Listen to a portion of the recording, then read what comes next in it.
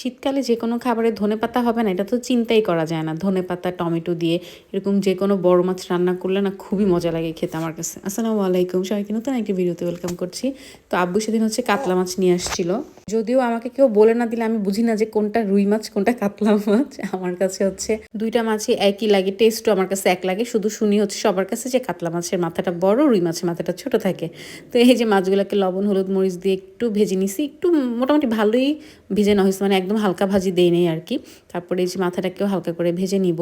তো সব কিছু ভেজে নিচ্ছি এদিকে, আর ওই পাশে কড়াইতে হচ্ছে প্রথমে তেলের মধ্যে পেঁয়াজ কুচি দিয়ে দিলাম। যেহেতু একটু হচ্ছে ভুনা ভুনা টাইপ করবো, মানে দো পেঁয়াজিও না আবার একদম ঝোল ঝোলও না, এই টাইপ আর কি। তো পেঁয়াজটাকে ভালো করে ভেজে নিচ্ছি, এটাকে একটু নরম হওয়ার পর এর মধ্যে টমেটো দিয়ে দিলাম। এই রান্নাটায় টমেটো বেশি দিলে খেতে অনেক মজা লাগে, ঝোলটা কালারটাও খুব সুন্দর আসে। সাথে হচ্ছে কিছু কাঁচামরিচ দিয়ে সুন্দর মতো ভেজে নিলাম। এরপর এখানে দিয়ে দিলাম রসুন বাটাটা দিয়ে কাঁচা ফ্লেভারটা চলে যাওয়ার জন্য 2 মিনিট ভেজে নিব। তারপর সব ধরনের গুঁড়া মশলা দিব, হলুদের গুঁড়া, মরিচের গুঁড়া, ধনে গুঁড়া, জিরা গুঁড়া। অনেকে মাছে হচ্ছে আদা দেয় না, আমি দেই মাঝে মধ্যে, আবার মাঝে মধ্যে দেই না, যেমন আজকে দেই নেই। তো এগুলোকে একটু তেলের মধ্যে ভালো করে ভেজে তার মধ্যে এখন পানি দিয়ে দিব মশলাকে কষানোর জন্য। আমি কিন্তু লবণটা দিয়ে দিছি। অনেকেই কমেন্ট করেন হচ্ছে লবণ কি দেন না, লবণ আসলে দেওয়া হয় কিন্তু ওটার ভিডিও আর করা হয় না।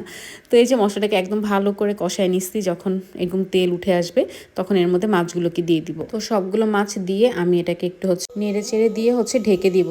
প্রায় 3 থেকে 4 মিনিটের মতো ঢেকে আমি এর মধ্যে সামান্য একটু পানি দিলাম মাছটাকে কষানোর জন্য। মাছটা জাস্ট কষানোর জন্য অল্প একটু পানি দিলেই হবে, মানে খুব বেশি পানি দেওয়ার দরকার নেই, তাহলে মাছ কিন্তু একদম নরম হয়ে যায়। তো এই যে যখন মাছের পানিটা মানে ঝোলটা কমে আসবে প্লাস হচ্ছে তেল উঠে আসবে পাশ থেকে, তখনই বুঝা হবে যে মাছটা কষানো কমপ্লিট হয়ে গেছে। তারপর আমি এখানে ঝোলের জন্য একবারে পানি দিয়ে দিব। ওই যে বললাম একটু মাখা মাখা ঝোল হবে, তাই অনেক বেশি পানি দেওয়ারও দরকার নেই। আর মাছগুলো নাড়তেও আমার ভয় লাগতেছিল যে যদি ভেঙে যায়।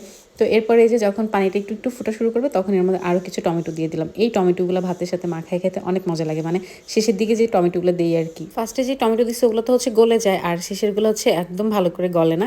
আর এটার যে টকটক ভাব একটা মানে ফ্লেভার হয় না, খুবই মজা লাগে খেতে।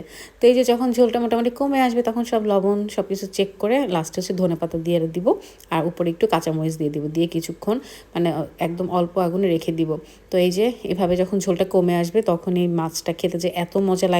আর এই রান্নাটা নাকি অনেক মজা হয়েছিল, আমার হাজব্যান্ড খেয়ে বলতেছিল যে খুবই মজার একটা মাছ রান্না করছো তুমি অনেকদিন পরে। আর মাছ রান্না নিয়ে আমার একটু ভয়ই থাকে, কারণ আমি অতটা বেশি ভালো মাছ রান্না করতে পারি না, যেহেতু কম পছন্দ তাই ওইভাবে রান্নাও করি কম। তো যদি ভালো হয় বলে তো মনটা খুশি হয়ে যায় আর কি। তো এই যে মাছের ফাইনাল লুক আমার। তো কেমন লাগলো ভিডিওটা অবশ্যই জানাবেন, ভালো লাগলো আমার ফেসবুক পেজটি ফলো করে দিবেন, ইউটিউব চ্যানেলটি সাবস্ক্রাইব করে দিবেন। থ্যাংকস ফর ওয়াচিং, আল্লাহ হাফেজ।